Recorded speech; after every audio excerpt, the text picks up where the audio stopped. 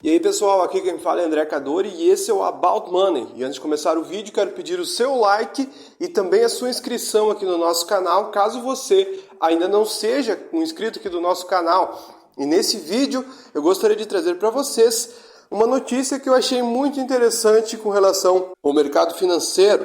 Saiu no site ICL Notícias uma notícia falando em uma ação popular onde Guilherme Boulos pediu à Justiça a suspensão dos poderes de Campos Neto do Banco Central, onde a ação questiona o presidente do Banco Central por ligação política e falta de informações sobre os seus próprios investimentos com relação ao exterior. O deputado Guilherme Boulos registrou na quinta-feira, no dia 28, uma ação popular na segunda Vara Federal Civil da Seção Judiciária do Distrito Federal contra o presidente do Banco Central, Roberto Campos Neto. O parlamentar acusa Campos Neto de prejudicar de forma deliberada a economia brasileira e outros diversos atos, aumentando a Selic. Diante disso, o autor pediu à Controladoria Geral da União que determinasse que ele se abstenha de atuar em processos administrativos. E no meio de todo esse processo, surge o tema principal desse vídeo, que foi mostrado os bens do Campos Neto, ou seja, o que eles têm de investimento, onde está alocado o seu dinheiro. E é isso que interessa para nós aqui do canal. Lembrando que nada nesse vídeo vai ser uma recomendação de compra ou venda de nenhum tipo de ativo, é apenas um vídeo de interesse informativo. E como esperado, a gente vê uma carteira muito padronizada, ou seja, aquele tipo de carteira que geralmente a maioria das pessoas envolvidas com o mercado financeiro tem. Uma maior parte na renda fixa, óbvio, e uma pequena parte em ações. E como o nosso vídeo é principalmente focado em ações e renda variável, vamos mostrar mais ou menos o que ele tem em cada área de investimento. Olhando os seus bens, dívidas e participações societárias, a gente vê que ele tem 12 milhões num apartamento, ele tem mais 5,8 milhões numa casa no condomínio Jardim Acapulco, ele também tem 15 milhões de reais numa casa de condomínio e uma fazenda em Porto Feliz, São Paulo. Ele também tem 5,2 milhões na Peacock Asset, que é sediada nas Bahamas e é administrada pelo banco Goldman Sachs. Também tem 19,1 milhões na ROCN Limited, sediada nas Ilhas Virgens Britânicas, administradas pelo banco UBS. Ele também tem 13,5 milhões na Darling International Corp, que é sediada nas Ilhas Virgens Britânicas para a gestão de bens imóveis. Mas o que chama a atenção mesmo é a maior parte do seu patrimônio, 55,8 milhões, aplicados em renda fixa, CDB, LCI, LCA, CRA, debêntures e conta corrente no Banco Santander.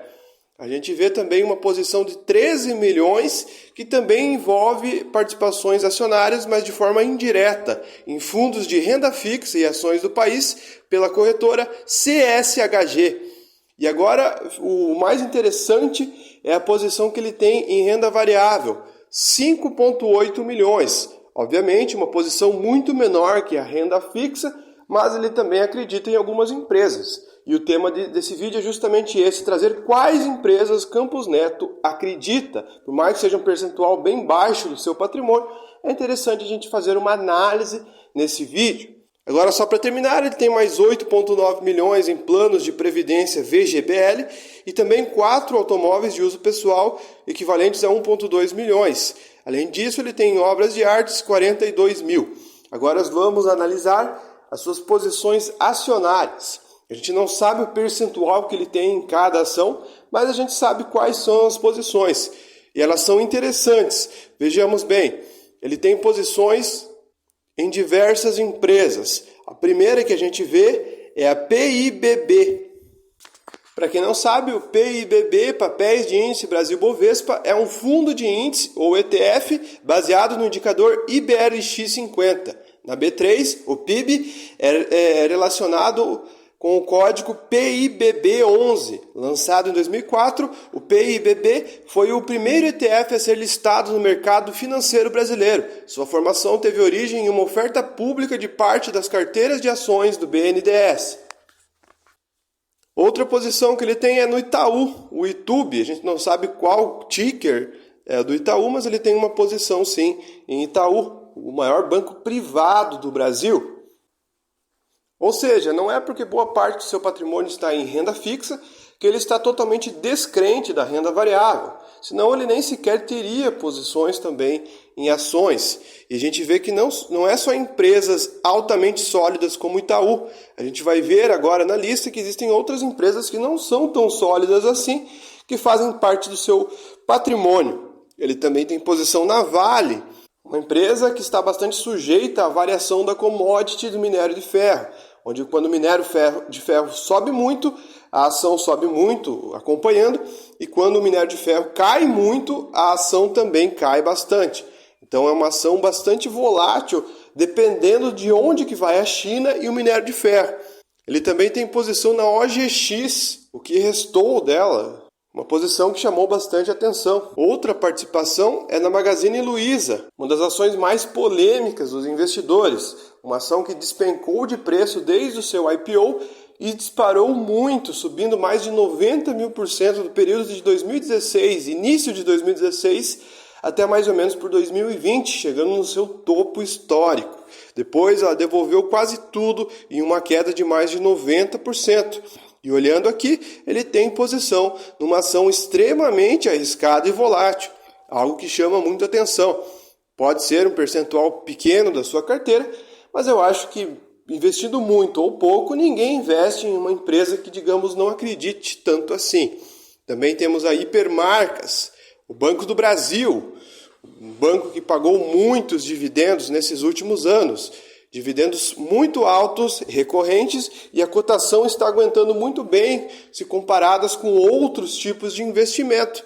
Também temos uma posição na Cyrela, a construtora famosa, por ser uma das que aguentaram durante todo esse tempo, diferente de outras construtoras que ficaram pelo caminho. A Cyrela é a mais reconhecida, uma das mais admiradas e uma que vem aguentando com muita solidez, passando por diversos tipos de crise.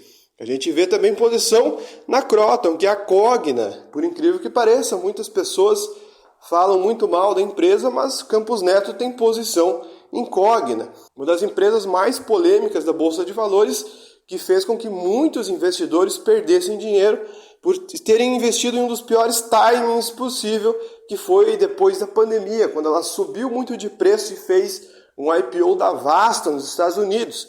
Então muitos pegaram durante esse período onde a cotação subiu muito justamente para fazer esse follow-on.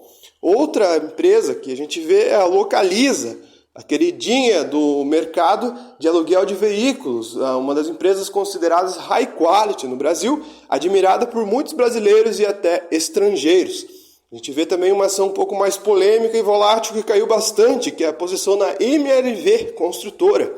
Além de tudo, ele também tem posição na Multiplan, Tegma, Direcional Engenharia, Guararapes e também na Via Varejo, que é a Casas Bahia. Então, a gente olha que não é uma carteira daquelas mais belas que a gente vê por aí. Certamente, muitas pessoas vão olhar para essa carteira e achar uma carteira muito ruim.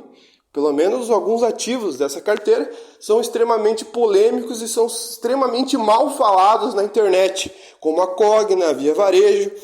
Enfim, as pessoas não gostam, a MRV também, o pessoal não gosta.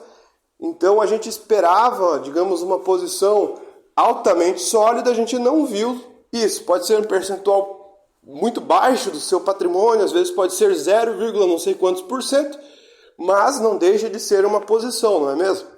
Enfim, pessoal, o vídeo foi esse. Espero que vocês tenham gostado. Se você gostou, deixe seu like. Se você não for inscrito aqui no nosso canal, se inscreva. Muito obrigado e até o próximo vídeo.